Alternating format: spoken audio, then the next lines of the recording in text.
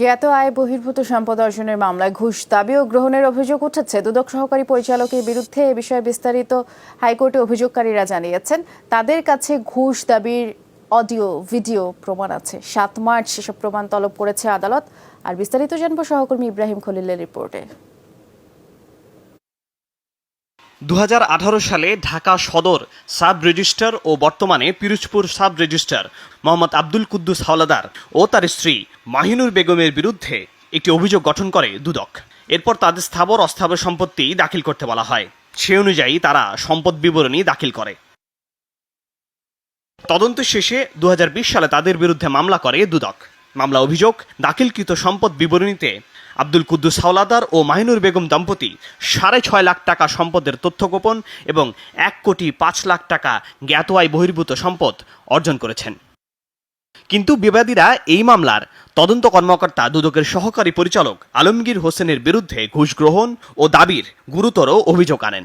সেই অভিযোগ লিখিত আকারে তারা দুদক কার্যালয়ে দেন। কিন্তু সেখানে সুরাহা না হলে আসেন হাইকোর্টে।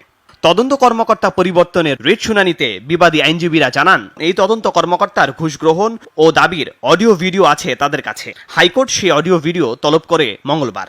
দুদকের সহকারী পরিচালক মোহাম্মদ আলমগীর হোসেন এই আসামিদের কাছ থেকে ঘুষ গ্রহণ করেছেন এবং দাবি করেছেন। সেই মর্মে তদন্তকারী কর্মকর্তা পরিবর্তনের জন্য আসামি পক্ষে আজকে হাইকোর্টে একটা রিট আবেদন দায়ের করেছেন। এই রিট শুনানিতে বলেন তাদের কাছে ঘুষ গ্রহণ এবং দাবির বিষয়ে অডিও এবং ভিডিও রেকর্ড আছে।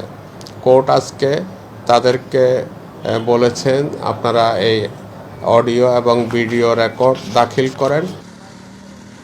দুদকের আইনজীবী জানান এই ধরনের অভিযোগ প্রমাণিত হলে হাইকোর্টের নির্দেশে বিধি অনুযায়ী ব্যবস্থা নেবে দুদক।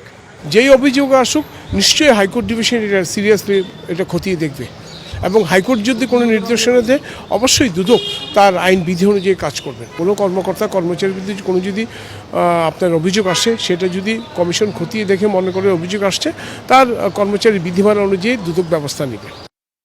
তবে এই অভিযোগের বিরুদ্ধে দুদকের সহকারী পরিচালক বলেন বিবাদীরা ক্ষুব্ধ হয়ে এই অভিযোগ করেছেন। এটা তো সবাই তো চাইবে, এটা তো সবাই বলে, যারা আসামি হয় এরা তো বলে যে আমার কাছে ঘুষ চাইছে, ইয়ে চাইছে। এখন আমি কাগজে পত্রে এটা প্রমাণ হইব। আগামী ৭ মার্চ অডিও ভিডিও সহ এই মামলার শুনানি হবে হাইকোর্টে। ইব্রাহিম খলিল, যমুনা নিউজ, ঢাকা।